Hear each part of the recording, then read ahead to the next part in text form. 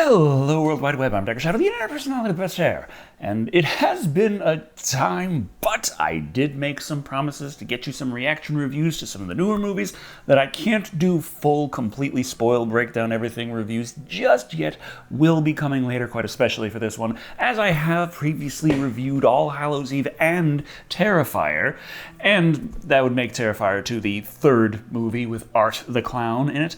And as such, there is a bit of a history there. So I'm going to go into this as I usually do with these reaction reviews, that being that the first half or so is going to be as spoiler-free as I can manage, and then the second half of the video I'm going to just dig into exactly what happens and what I think about it. So, in terms of just general Terrifier 2, this grand new horror movie, not rated, 2.5 hours in the theaters, had to drive 80 miles to go to see it. How was it? It's alright. It's alright. Now, I will say, in terms of being a horror movie, it is on the extreme end of the violence and the gore. Not so much that it is, like, disturbingly so.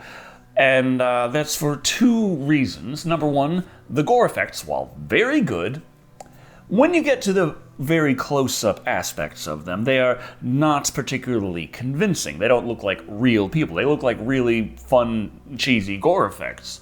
Whereas something else like Stitches, another clown-themed horror movie, that one's gore effects were pretty dang good, but it used them sparingly, and there were also the ones that were not so good in that one. But there's a lot going on in Terrifier 2, to say the least, in terms of people being cut up and horribly killed. So, if they were more realistic, it would probably make the entire thing a lot more uncomfortable, which could be what you are trying to, see here. But that's really not what Terrifier 2 is. Terrifier 2 is extreme, but it is still, your kind of fun horror. You gotta be, like, in the market for seeing people die in horrible ways, but it's fun.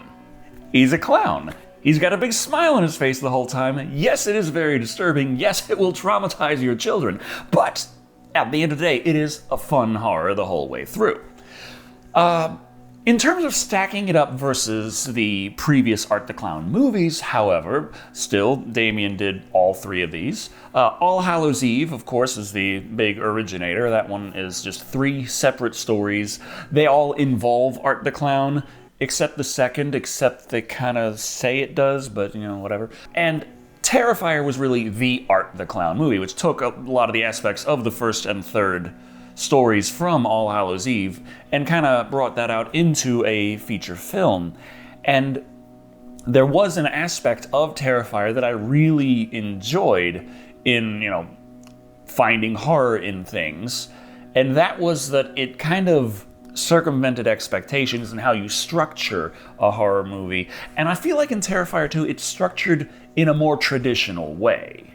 So, by that I mean in Terrifier 1, there are characters you follow early on that seem like they're going to be the ones still kicking around by the end, and very definitively they are not.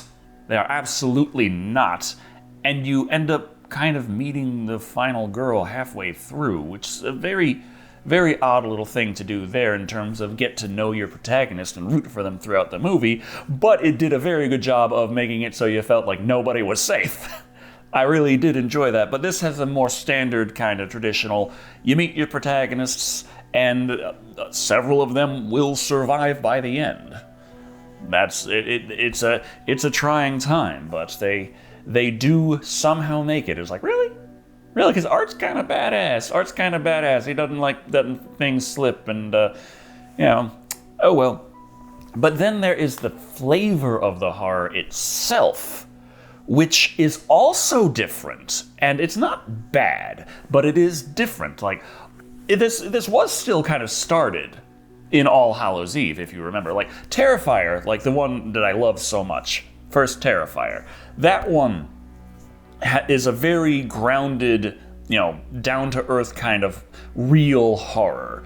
everything happening is happening within reality, up to a little bit slipping here and there, like towards the margins where maybe this could be going a little supernatural, which is as it goes in slasher movies. When you have a big slasher villain and they continue on through several movies, which they always seem to survive despite being killed many times, yeah, they tend to end up leaning into the supernatural. Look at Jason Voorhees, he's not a kid anymore now, is he? But Terrifier 2 leans into that right away because Terrifier 2 starts right where the first Terrifier left off. Like, immediately, you are there.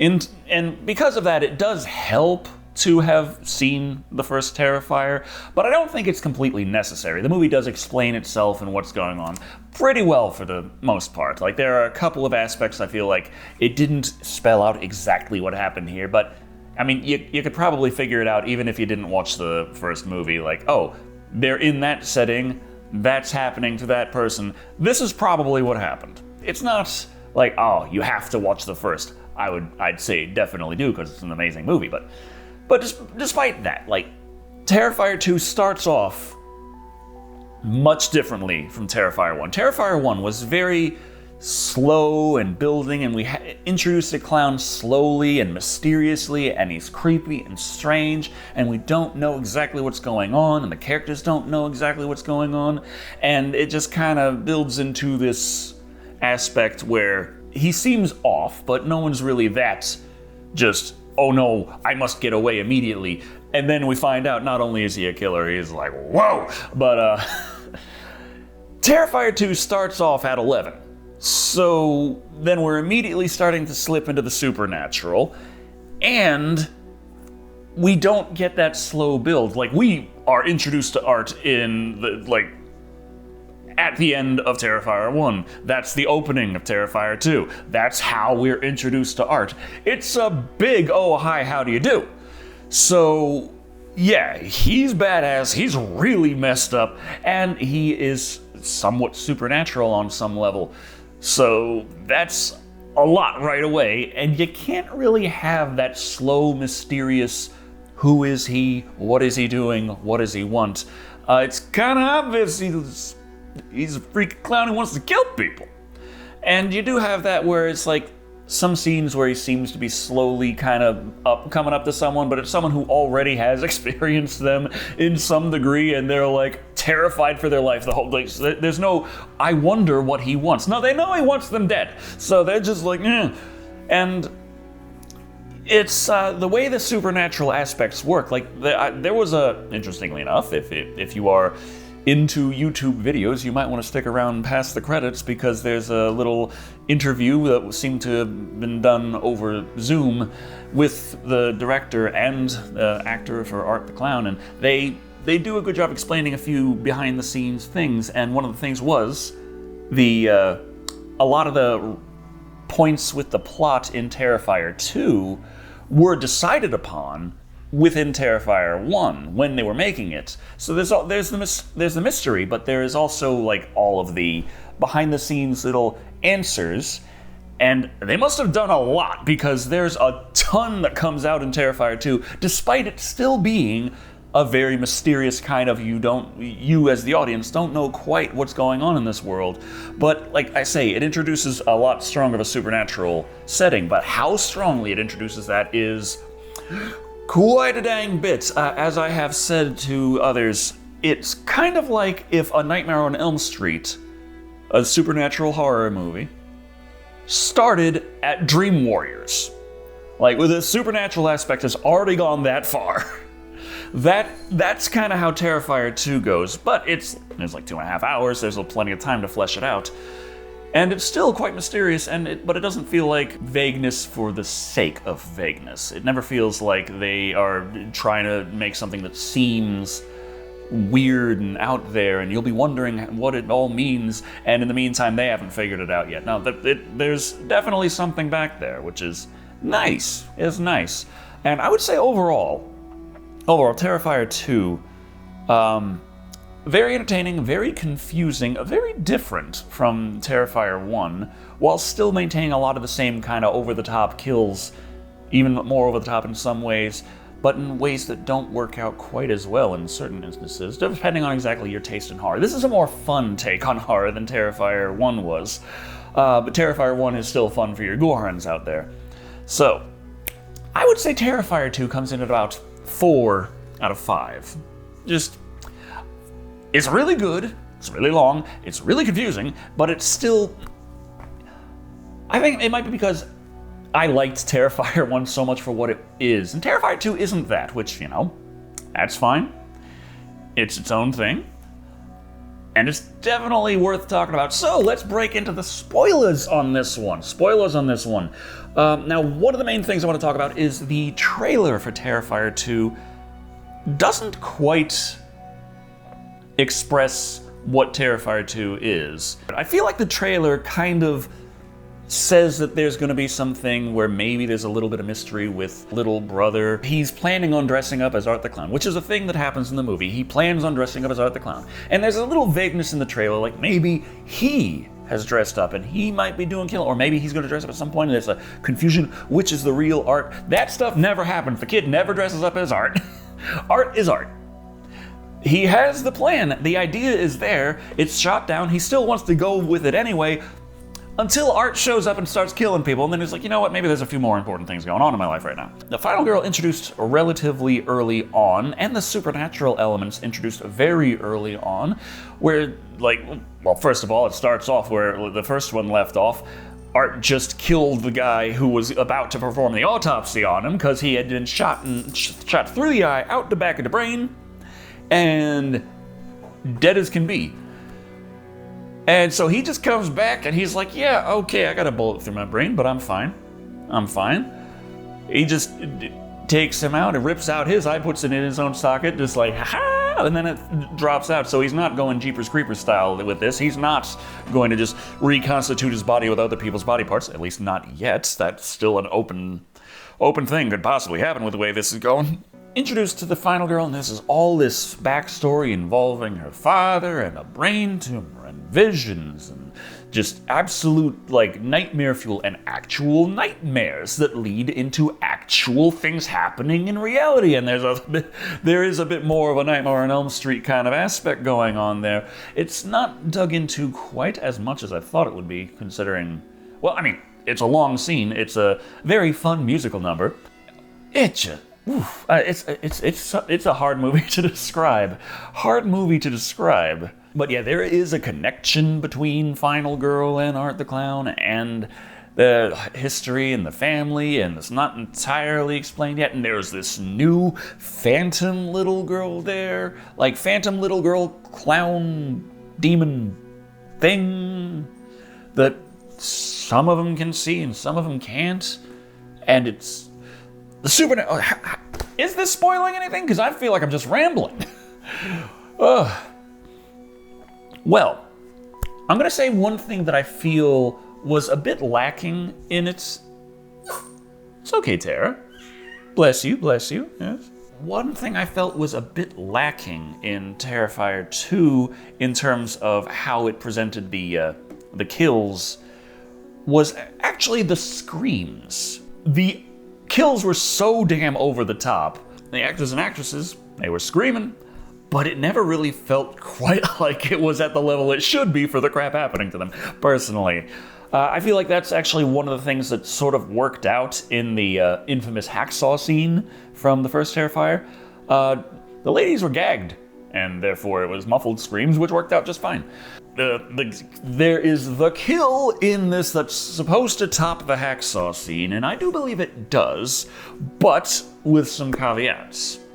The hacksaw scene was absolutely just shocking and disturbing all around, and like, holy crap. And it's quite a memory to have. This one went so far, that it went into absurdity. And, I mean, this was probably also intentional at that point. I mean, the man's a clown and the way he acted this out. But after the scalping and the skinning and the stabbing and the ripping off of arms and the ripping arms in half from the hand and the breaking of the blade and just absolutely just torturing and just all kinds of horrible stuff to this poor lady. Then He leaves. And she's still alive, and her phone's ringing, and she there hobbling, trying to crawl her way there. Her eye cut open, like only one eye left, like and right before she can get to her phone, Art bursts back through the door, bottle of bleach in one hand and a bottle of salt in the other.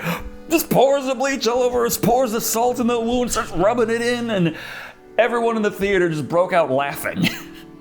It was just so absolutely over the top, ridiculous.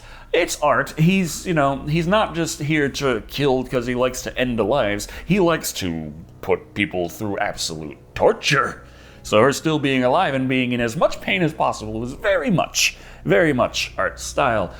And it went even further than that. And this was the one where I think it even though this went to absurdity and became funny, it went even further and became disturbing again. Because lady's mother comes home, sees the house has been broken into, is running and screaming, hoping to make sure that her daughter's okay, goes into her room, and Art's there, and the lady's daughter is there, and she is just in shreds. Like, limbs cut off, face half gone, head, scalp, exposed, brain exposed, just blood everywhere. And there's Art just there, like, continuing to cut little pieces off, like, and then she breathes and looks and calls to her mother. No one was laughing at that. Woo! The supernatural aspects, you see that in a lot of horror movies, a lot of slasher movies that keep going unless there is a new slasher each time. If it's the same one, they go into the supernatural, without fail. There's something supernatural about it. That's why they shot him 6 times and he got back up. It's because there's supernatural and there's a curse, there's something going on. Satan's involved, I don't know. Dark evils exist in the supernatural, and therefore, you gotta deal with it. The supernatural evil exists, like, definitively in Terrifier 2. And supernatural good also exists. Which like I said, it makes sense. You can't have good without evil. So, of course, you can't have supernatural evil without supernatural good. That would have to... it just seems to make sense when you put it that way, but I generally don't see it. Like, Dream Warriors is one of the only times I can really think of it. Like, when as supernatural as Jason Voorhees goes, there's no angels coming down to fight him. No, you're on your own. But we have our angelic kind of not really explained exactly where this supernatural good comes from, what its source is, but it does exist, and it does empower our final girl heroine, who is now a kind of badass paladin who can just go toe-to-toe with Art and actually at least wound him? Like, there's still more stuff after the credits and some stuff like, of course, Art is not done with, and they didn't take out the little demon girl either. Then again, she might have been invisible at the time. I don't know how the little demon girl works. I really don't, but she's freaky. And yeah, there's just I gotta go and watch this movie again. I gotta get it when it's coming to streaming, because I am not going to drive another 80 miles. I am not. This is probably the most expensive movie I've ever seen. Not just because of the gas and all that, but just point us out there. One of the main reasons why it took me so long to get this reaction review out. Well, number one, I went to the Ren Fair this weekend, but also on the way home from watching this movie, there was a jerry can that went into the road and went right into it, and it shattered my radiator, and I had to get a $400 tow and a $600 radiator. So, hey, supernatural evil definitely exists. Supernatural good. Movie gives me hope in that regard. I do hope I get supernatural good, and it's in the form of an attractive young lady in bikini armor, because that would be the best the best thing to happen after that. But yeah, I suppose there's not quite all that much to spoil about Terrifier 2 when talking about the plot. Art the Clown returns, kills a lot of people. Final girl turns out to be a supernatural paladin lady thing. Goes between the dream world of seeing him and fights him off there a little bit, which causes problems in reality that she has to deal with. And then more people die, and then she gets killed. Then she comes back. But if Art can do that, why not her? Especially since he didn't exactly do that great of a job. He's fucked everyone up so much all movie, but when it comes to her, he's light prick. Her one weakness. And it didn't work out so well for that. But, yeah. Definitely sets up many, many directions it could go for a Terrifier 3. And I'm looking forward to whatever you put out, Damien. But I do like Terrifier 1 in the way that it's kind of doesn't necessarily follow the standard horror movie formula. And Terra, you're messing with my computer. Thank you very much. So, thank you all for watching. I've been Shado. And remember, those jerry cans come out of nowhere like squirrels.